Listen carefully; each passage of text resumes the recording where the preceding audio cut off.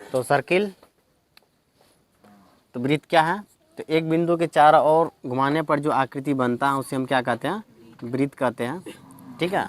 और वृत्त में जो है क्या होता है? एक त्रिज्या होता है। त्रिज्या क्या होता है? केंद्र से परिधि तक का जो दूरी होता है, ये हो गया केंद्र, है ना, और ये हो गया परिधि। केंद्र से परिधि तक का जो दूरी होता है वो क्या कहलाता है? त्रिज्या कहलाता है। ठीक है। उसके बाद इसमें हम व्यास के बारे में पढ़ें। व्यास क्या होता है? केंद्र से होकर के जो है सबसे लंबी जीवा जो जाती है उसी को हम क्या कहते हैं? व्यास कहते हैं, है ना। उसी को हम क्या कहते हैं?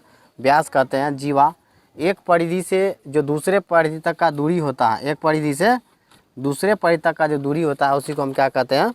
जीवास कहते हैं। उसको हम जीवा कहते हैं। उसको हम क्या कहते हैं? जीवा। ठीक है।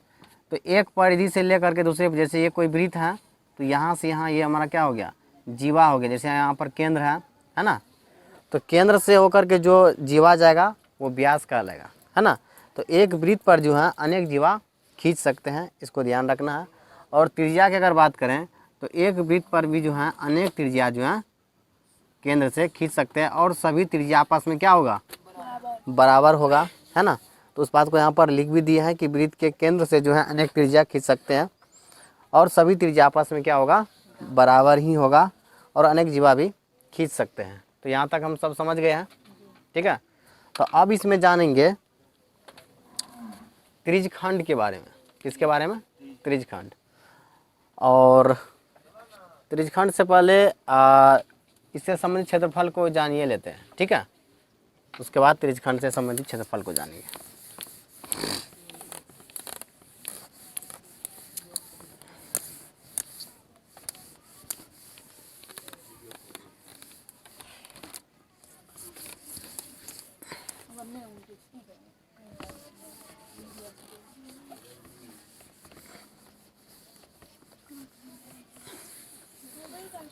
पहले वृत्त से संबंधित क्षेत्रफल को जान लेते हैं। ठीक है। तो ये क्या है? कोई वृत्त है ना। क्या है? कोई वृत्त है। तो वृत्त का जो क्षेत्रफल होता है, वृत्त का क्षेत्रफल, वृत्त का क्षेत्रफल क्या होता है? पाई आर स्क्वायर होता है। पाई आर क्या होता है? स्क्वायर होता है। ठीक है।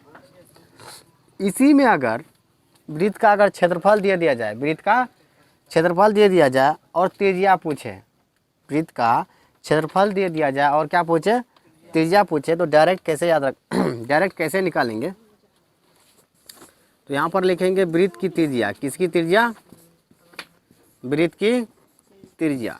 तो यहाँ पर वृत्त की जो त्रिज्या होने वाला है वो क्या हो जाएगा? क्षेत्रफल बट्टे पाई का रूट। क्षेत्रफल बट्टे पाई का रूट हो जाएगा डायरेक्ट। ये सूत्र कब होगा? क्षेत्रफल के रहने पर होगा। किसके रहने पर होगा? क्षेत्रफल के रहने पर होगा। किसके रहने पर होगा? क्षेत्रफल के रहने पर। ठीक है। जब किसी वृत्त का क्षेत्रफल दे दिया जाएगा और उनसे त्रिज्या पूछेगा, है ना, तब यहाँ पर डायरेक्ट लागू करना है क्षेत्रफल बटे पाई का रूट, है ना। तो ये क्या हो गया? त्रिज्या जो है ज्ञात कर सकते हैं क्षेत्रफल के रहने पर। ठीक है। अगला सूत्र देखो क्या होता है? वृत्त का परिधि। ये हमारा वृत्त है, ये जितना ये घेरा हुआ है ना, ये चारों तरफ का जो ये दूरी है यही हमारा क्या कहलाएगा? परिधि कहलाएगा, है ना। तो वृत्त का जो परिधि होता है वो क्या होता है? वृत्त का परिधि, वृत्त का परिधि क्या होता है? 2 पाई आर होता है। क्या होता है? 2 पाई आर। ठीक है। इसी में अगर वृत्त की त्रिज्या मांग दे, ये वृत्त की त्रिज्या, ये भी है वृत्त की त्रिज्या, तो किस सूत्र का कहाँ प्रयोग करना है इस चीज़ पर ध्यान देना है। ठीक है। तो वृत्त की जो त्रिज्या हो जाएगा परिधि के रहने पर क्या होगा? तो परिधि बटे 2 पाई हो जाएगा। परिधि बटे 2 पाई। तो यहाँ पर जो है परिधि बटे 2 पाई हो जाएगा। ठीक है। अब एक बात ध्यान देना है कि परिधि बटे 2 पाई होगा, पाई का मान 22 बटे क्या होता है? शायद जब तक कहा ना जाए कि पाई का मान जो है 3.14 लीजिए, तब तक जो है नहीं प्रयोग करेंगे उसका जनरली हम जो यूज करेंगे 22/7 ही करना है, ठीक है। तो अगर यहाँ पर 22/7 करेंगे, ठीक है, 22/7 करेंगे तो परिधि का मान करके चलते हैं कि 44 दिया हुआ है किसी भी वृत्त का, ठीक है। उसका त्रिज्या का ज्ञात करने के लिए तो डायरेक्ट ज्ञात कर देंगे 44/2 पाई, पाई का मान कितना हो गया 22/7। ये जो 7 है, 7 को डायरेक्ट कहाँ लिख देंगे, ऊपर। कहाँ लिख देना है, ऊपर, ठीक है। तो क्या हो जाएगा, इसको डायरेक्ट समझने के लिए यहाँ पर लिख सकते हैं परिधि गुना 7, परिधि गुना 7 और 2 गुना यहाँ पर लिख देंगे 22। यहाँ तक बात समझ में आया है ना।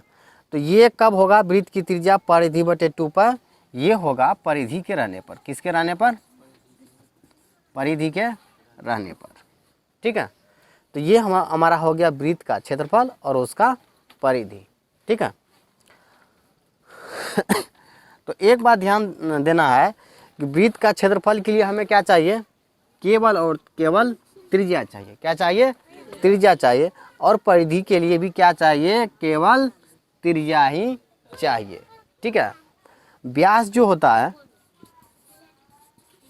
व्यास इससे पहले भी पढ़े थे, व्यास जो होता है वो 2r के क्या होता है, बराबर होता है। 2r के क्या होता है, बराबर होता है, ठीक है। कहने का अर्थ ये है कि व्यास 2 गुना होता है। व्यास क्या होता है, 2 गुना, और त्रिज्या क्या होता है, आधा होता है। त्रिज्या क्या होता है, आधा। अगर किसी वृत्त का व्यास 10 सेंटीमीटर है, वृत्त का व्यास कितना है, 10 सेंटीमीटर है, तो इसका त्रिज्या क्या हो जाएगा, 10 बटे यानी d/2 कर देंगे, 10 बटे कितना हो जाएगा 2, अर्थात 5 सेंटीमीटर होगा, ठीक है। तो ज़्यादातर जो घुमाता है क्वेश्चन को ही व्यास और त्रिज्या दे करके, ठीक है। तो किसी भी वृत्त का अगर व्यास दे दिया जाए, कहेगा किसी वृत्त का व्यास अगर 10 सेंटीमीटर है तो उसका क्षेत्रफल क्या होगा।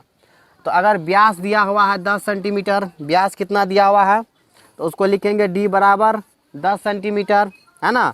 r बराबर कितना होगा 10/2 अर्थात 5 सेंटीमीटर, है कि नहीं। और इसका क्षेत्रफल कहे तो क्षेत्रफल क्या होता है वृत्त का, πr²। तो पाई का मान लेना 22/7 गुना r कितना है 5, तो यहाँ पे 5 का स्क्वायर कर देंगे तो 5 गुना कितना हो गया 5, तो यहाँ पर कितना हो गया 5 25 है, एक हो गया 22, तो यहाँ पर कितना हो गया 25 गुना 22/7 कर देंगे, गुना करके जितना होगा यहाँ पर लिख देना है, ठीक है। अगर ये सेंटीमीटर में है, एक बात ध्यान रखना है, क्षेत्रफल का जो मात्रक होता है वो क्या होता है, वर्ग मीटर होता है। क्या होता है, वर्ग मीटर, ठीक है। तो क्षेत्रफल अगर दिया हुआ है, अब वही जब आयतन पूछेगा तो क्यू हो जाएगा, क्या हो जाएगा, वो क्यू हो जाएगा, ठीक है, घन क्यू हो जाएगा। क्या हो जाएगा, घन क्यू, ठीक है। तो अगर ये क्षेत्रफल है तो यदि इसको हम गुना कर लें तो कितना हो गया 25 दूनी हो गया 50, और 50 5 कितना हो गया 55/7। ये क्षेत्रफल है। अगर सेंटीमीटर में दिया हुआ तो यहाँ पर लिखेंगे सेंटीमीटर स्क्वायर, सेंटीमीटर स्क्वायर। अगर परिधि भी कह दे ज्ञात करने के लिए वृत्त का, तो वृत्त का परिधि क्या होता है 2πr। क्या होता है वृत्त का परिधि, वृत्त का अगर परिधि मांग दे तो क्या होता है 2πr, ठीक है, 2πr। तो 2 के जगह पे 2 लेंगे, पाई का मान 22/7 लेंगे, है ना, और त्रिज्या 5 है तो 5 ले लेंगे। ये कितना हो गया 44 पंचे कितना हो गया 5 चौका 20, 20 2 22, 22/7, 220/7 सेंटीमीटर। इसको चाहे तो काट करके भी लिख सकते हैं, ठीक है।